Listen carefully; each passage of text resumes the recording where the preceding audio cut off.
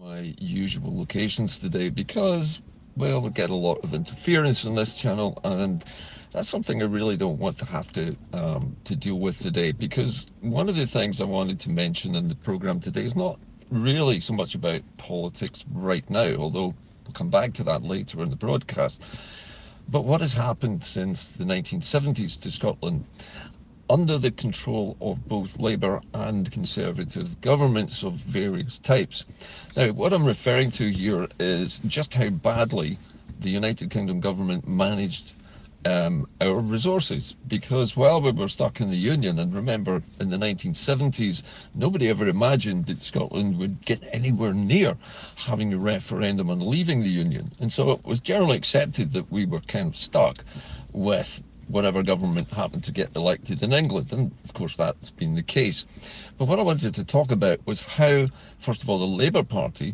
under the at the time, I believe it was probably Harold Wilson and then Jim Callaghan, dealt with the discovery of oil. Now, Scotland, as you know, has massive oil fields, and it has those fields have been developed massively over the last 4 decades. But in the early stages of the discovery of oil, I don't think anybody in the Labour government in England had any idea just what the effect of that would be, and how it would come to be managed in future years. But what I wanted to point out today really is how various British governments have made really stupid decisions about both oil, gas, and also laterally renewable energy. Now, the first thing I wanted to say about the oil mistakes that were made in the 1970s is something that I lived through as a child. I lived in a village on the Clyde coast, and I grew up by the seaside. And outside my house's front door, virtually, literally 100 metres away, was a shoreline which extended southwards towards what's now the Hunterston Iron Ore Terminal and Hunterston Nuclear Power Station. But back in those days, in 1970-71, the sands that I mentioned earlier extended for about 5 miles south of where we lived, and the beach there was shallow. The sands extended out for over half a mile, and the depth of the water at high tide was perhaps about a metre. You could paddle in it, you could swim in it, and it was safe, apart from the sewage problem, which is something we might return to in another programme. But as things transpired, after the discovery of oil in the 1970s, the Labour government under, I think it was Harold Wilson initially and later Jim Callaghan, decided that they needed a deep water oil terminal. Now, this was, at the time, designed to import oil from abroad, because nobody really knew how much oil Scotland had at that time. But during the early 70s, there was a collapse in the price of oil. Oil was ridiculously cheap, and the Labour Party, the Labour government of the time, had massive plans to both use that oil, bring it ashore, and even to use it to generate electricity in power stations such as the one which used to exist at Inde-Car Ep further north on the Clyde. However, I digress. So the decision was taken by the Labour government at the time to build a deep water port, basically on the sands, about a mile south of where our house was. And this was going to involve the reclamation of square miles of basically seaside sand, I was going to say sand dunes, basically the shallow water sands that extended out half a mile. And so they started to build this.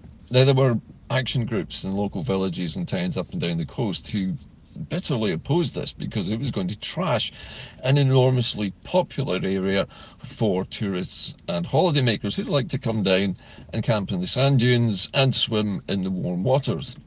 And some of the warm waters were actually being warmed by the cooling water coming out of the nuclear power station, which in those days we thought was perfectly a good idea to swim in it, but perhaps not so much these days. However, the point I'm trying to make here is the Labour Party invested billions in building this oil terminal with this huge pier that extended out along the sands and into the deeper water channel, which faced the southern tip of the island of Cumbrae. And that piece of water, that deep water channel was perhaps only about a mile or maybe less, 3/4 of a mile across. And this is where they were going to bring the oil tankers in, unload the oil and pump it all the way into storage tanks in this oil terminal. But then something unexpected happened. Well, something that the Labour Party didn't expect.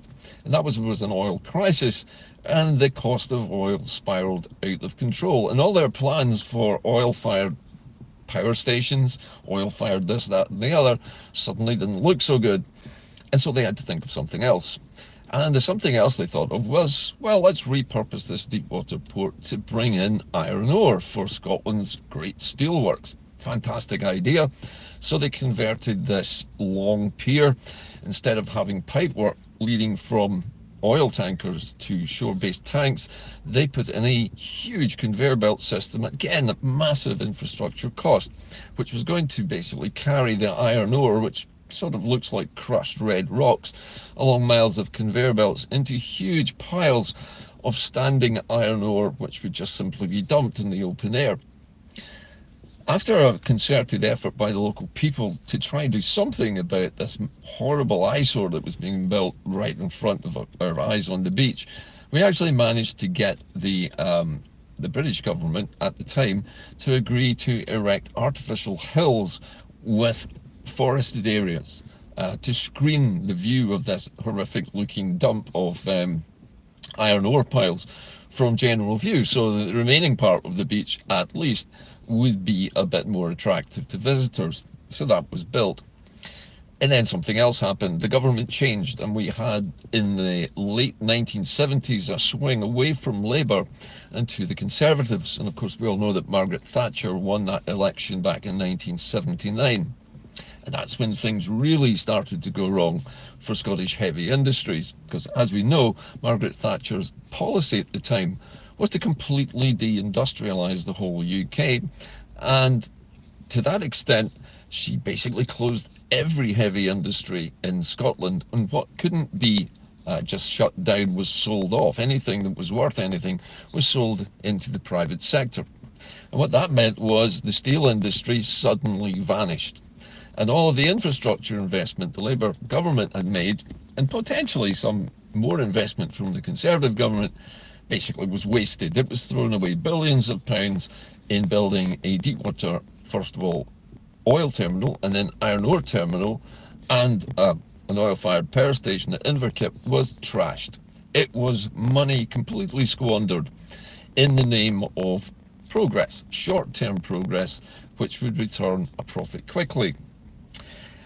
However, after the whole issue of deindustrialization got into full swing in Thatcher's governments, and also all the way up to John Major's government, after Mrs Thatcher stepped back from it, the damage was done to Scotland. Its heavy industries were basically fatally injured by this, and what was left of them really was a little bit of shipbuilding in the Upper Clyde, and the civilian part of that very quickly collapsed and disappeared, leaving only British orders for warships for the Upper Clyde yards in Govan and Scotstoun, which still remain to this day building warships for the United Kingdom's Navy.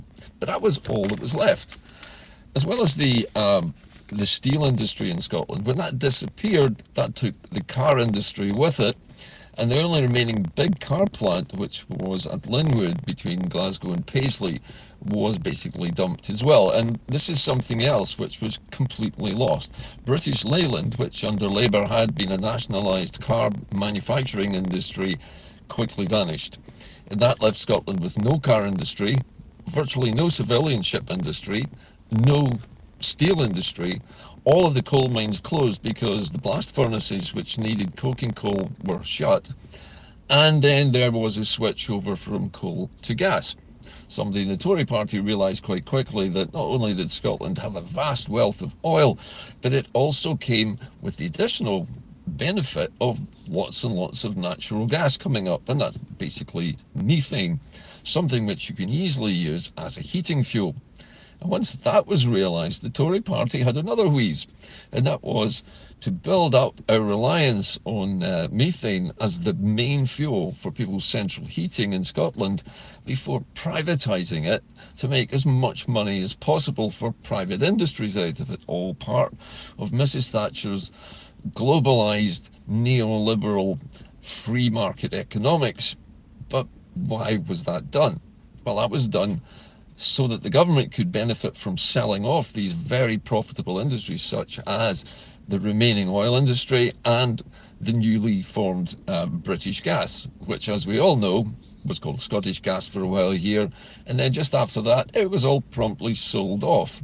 And as you know, prices have been going up and up and up ever since, including electricity, which was also generated by gas-fired power stations. So the switch from oil to gas was complete. The short-termism of the 70s oil boom was over and done with, but yet we still had a lot of oil.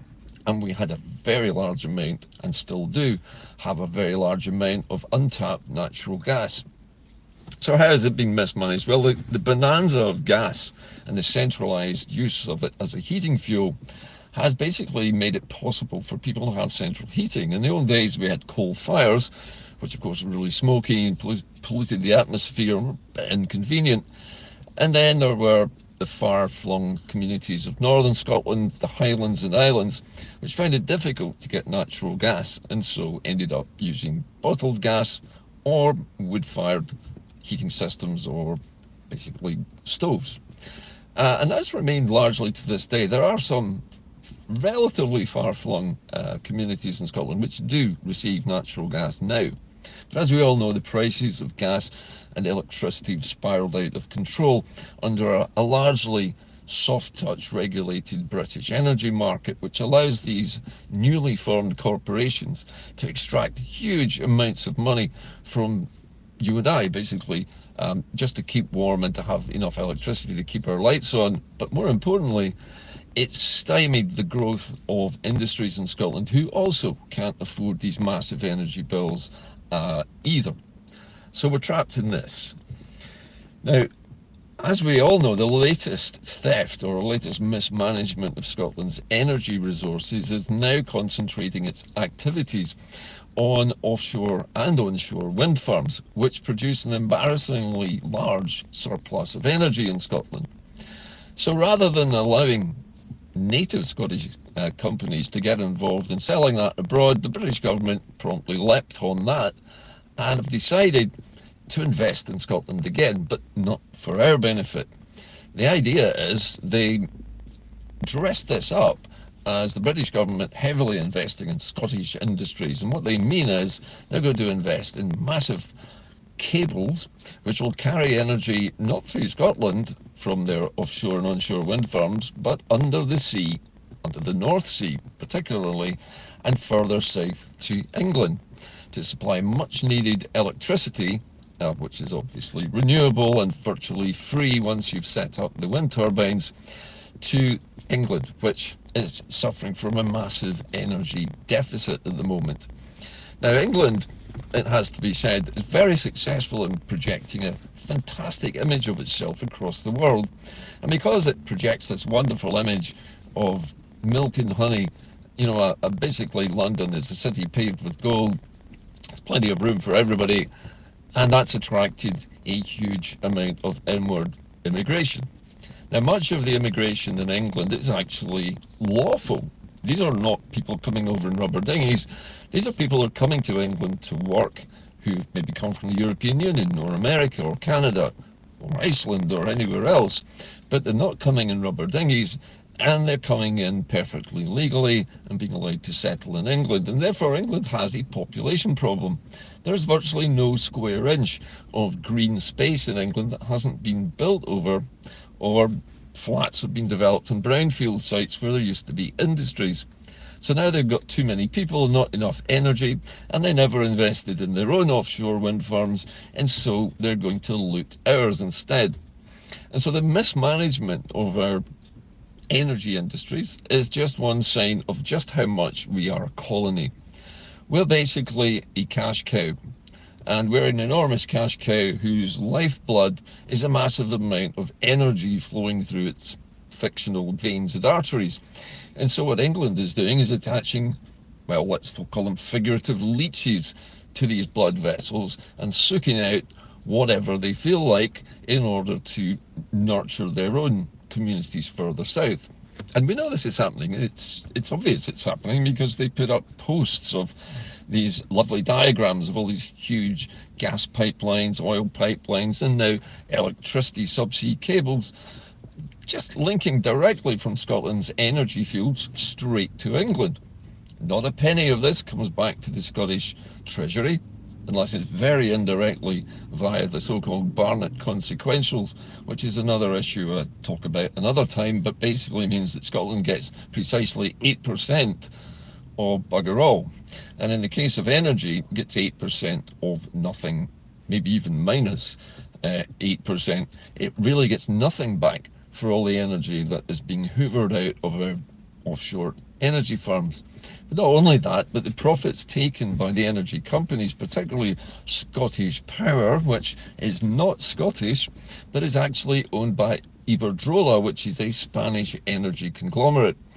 So this Spanish corporation is making vast profits from our resources, and then it's selling them back to us, but also selling them to all these poor English people who are taking our energy from our energy fields because they don't have their own. They're certainly not developed enough to nurture the market that England has generated for itself. So by the mismanagement of migration into England, the mismanagement and the theft of Scotland's natural resources, all of the potential bonanza that the oil and gas and renewables industries have given Scotland are basically being stolen and squandered. The money is going up in literally a puff of smoke, or maybe just a little flash of blue flame, or perhaps a spark of electricity, but all the same, it's vanishing and we'll never see it again. That brings me to the present and future for Scotland, and as you know, I favour Scotland leaving the Union. But what should the new Scottish Government do if we leave the Union? How should we manage the resources that we still have? Now, one of the things that's most difficult to do is to renationalise something that's already in private hands. And so instead of attempting the impossible and coming up with billions of pounds worth of basically buying power to buy back what really is already ours, but is in the hands of private multinationals like Iberdrola, is simply to come up with a way of splitting the energy which Scotland requires for its daily usage and for the growth and expansion of its industries away from what is already being siphoned off and basically transported to England. And I've mentioned this in previous shows that I've done, but I've never really thought that much about how a new Scottish government should behave. One of the first things I think we need to do is, once Scotland is actually independent again and has regained the levers of power over all of its resources, is to elect a government which is, although it's there maybe just for a short term, maybe up to 5 years, whatever, that there ought to be some legislation put in place which compels any Scottish government that is elected to take a 25-year view of their plans for particularly our energy resources, because that's what it takes to plan ahead. And this is why both Labour and Tory have failed dramatically to manage the resources which they had whilst we were in the Union in the 70s and wasted. We can do so much better than that. So what I would like to say is that as soon as the Scottish Government is able to do it, that they should form a national energy corporation. Now, that energy corporation is not going to generate all the electricity or the gas or the oil, whatever else, but what it will do is do a very advantageous deal with the existing private companies who harvest these resources from the North Sea and elsewhere. And that would be simply, the deal would be, we would want all of our natural resources which are used by our internal economy, that is businesses, people, that would naturally be families and households, to be at cost. In other words, to supply that energy for the price it costs to produce it and transport it to us. and that price would be far lower than it is now, and we would all be able to afford it. And that would have to be guaranteed for the next 25 years. In exchange for giving us that, or agreeing to that, we would license all those corporations which are exporting our energy elsewhere, primarily to England, let us say, to be allowed to do that freely and to charge what they want for it on condition that we get a small royalty on every litre of oil, every cubic metre of gas, and every kilowatt hour of electricity which flows from our resource centres, the places where they're produced, south of the border to England or elsewhere. In other words, what we're looking for is two things: a guaranteed low price for our domestic supplies, and in exchange for that, the freedom to export to whomever they want on condition that we get a small royalty revenue on each unit sold. Now that is a perfectly legitimate commercial deal to do. It can't be done by a government though, it needs to be done by a third party, and that's why I'm suggesting that we have this, shall we say, quango, a quasi non-government organisation, basically a business which has been set up to handle such agreements and licenses and is authorised by the Scottish Government to do so on a 25-year timescale. So all of these licenses would be for 25 years, like a mortgage basically. That would ensure that Scotland's energy security was completely in place for at least the next 2.5 decades. This would not be, incidentally, contingent on a particular party winning an election after 25 years, because that new agreement would come back into play again on a rolling basis, but with some modifications necessary for changes in the market at that time. And that's essential anyway, to have the ability to alter the terms slightly to accommodate fluctuations in the prices of the commodities we're exporting. That requires the government to take a hands-off approach. Once it has set this up, it needs to be set up with people who are already in these industries and understand them really well, in order to prevent any further looting of the resources and to make sure that the profits flow back into the Scottish Treasury. Once that is done, we can then look at dispersing what is made from these profits and these licenses, and use that for the benefit of the people who live here, the ones who are already Scottish and are trying to expand their businesses and create new ones. And that means having an investment bank, which we already have. The Scottish National Investment Bank already exists, but have it repurposed and flush with cash from these ongoing royalties and from the licence fees that have already been agreed. And because the energy cost is flatline for the next 25 years, all of the companies operating in Scotland will be free to expand their businesses, hire more people, and to expand their facilities based on what is allowable under the local planning rules. Now, as well as this, we also need to have a fairly tight migration and immigration policy, which looks at the needs of the country and prioritises people with the correct skills. I'm not suggesting that we should shut everybody out who doesn't fit that, but there ought to be two channels for migration into Scotland. Those who wish to come here for social reasons because they want to live here and be Scottish and take their part or play their part in the internal economics and politics of Scotland, but who are not particularly planning to open a business or to expand a business that's already there. There ought to be, as I say, two channels. So all of this is something which can be planned ahead for, and this is also something which any political party in Scotland which is looking for election next year might want to think about, because one of the things that everybody hates about having to fight so hard for independence is having a vision of what the new country will look like. And until actually people understand what the new country should look like and what legislation will be put in place once we have left the Union, we then have to fight even harder, because it's difficult to convince people of what will happen. Now, the other big question for a new administration and a newly liberated Scotland, one which has come back to its roots and has its own government again, its own powers again, is that many people are worried about what our relationship would be with our English neighbours, perhaps our Welsh neighbours, Irish neighbours, and so on. There's no reason at all why an incoming government cannot set up new legislation and come to new agreements with both England, Wales, and Northern Ireland, which suit those countries' individual needs for the particular commodities which Scotland has surpluses of. In other words, we can do deals with each individual country.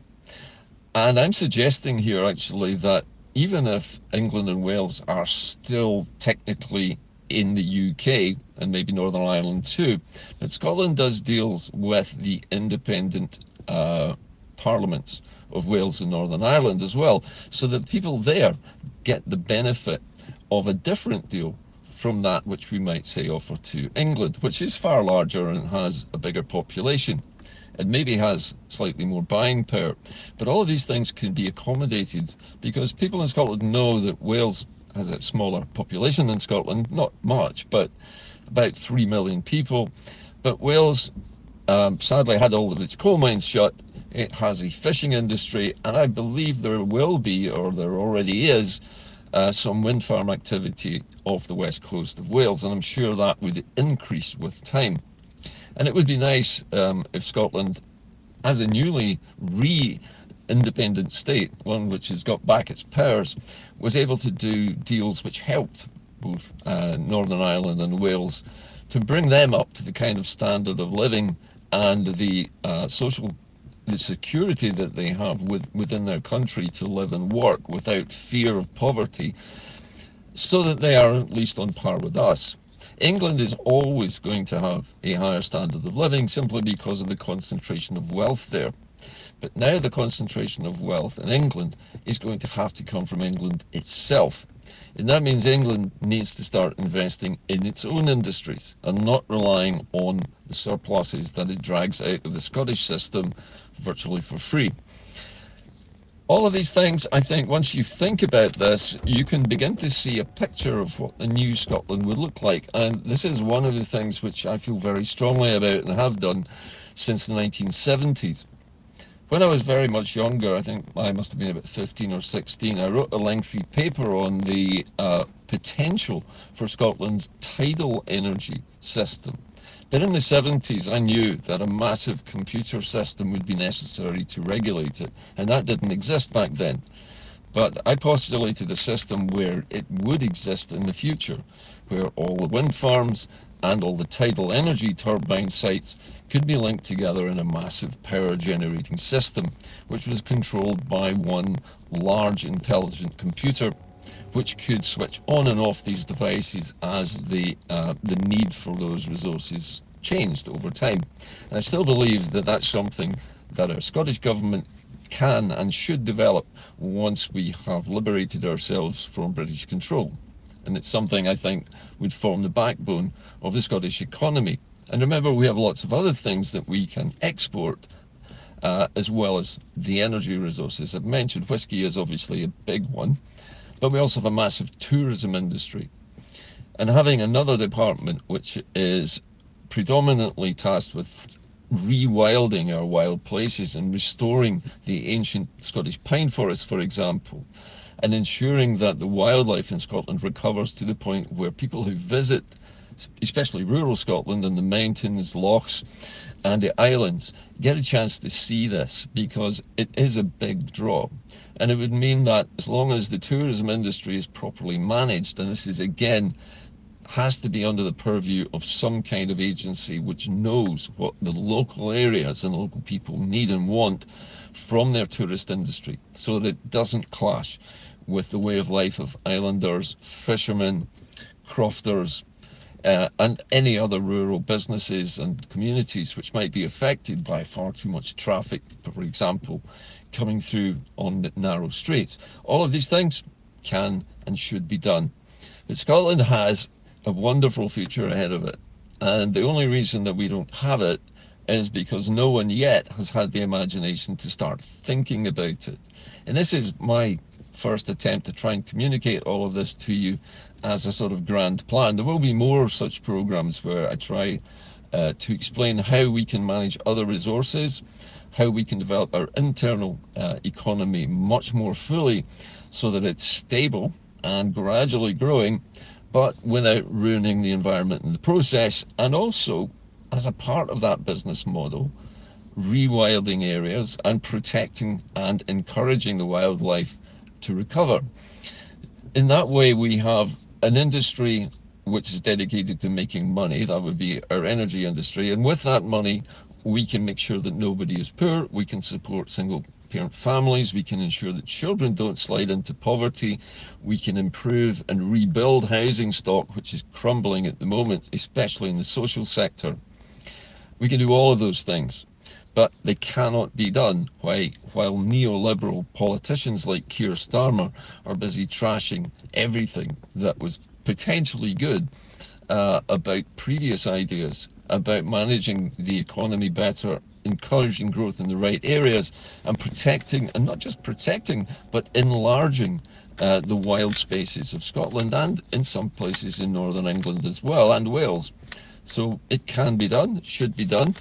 All it takes is a bit of imagination and somebody in Parliament, and I'm talking about leaders of parties here, with the imagination to start looking for people who have these ideas and bringing them in as special advisors, so that those politicians have the right plans in place, and so that the parties in government in the future Scotland can take the right sort of action. Anyway, that's it from Inde-Car today. I'm sorry, it's a rather complex and nerdy kind of broadcast, but I think it's important that we all try to understand the bigger picture here, and that we don't just look at the petty politics of point-scoring politicians and any, I would say, side issues that are really not important to the big ticket items that I've just mentioned for the entire future of the country going forward in stages of 25 years at a time. Anyway, that's it from Inde-Car today. I hope you enjoyed the broadcast. If you did, please, press the like button, subscribe to the channel for more content like this. It drives the algorithm, makes this a more popular program on YouTube. And if you can afford to, please use the link to make a donation to help me keep these broadcasts coming to you on a more regular basis. I'll see you soon, but in the meantime, as I always say, keep the faith. The future is bright, but we need the politicians to start listening to the people with ideas. See you soon. Bye for now.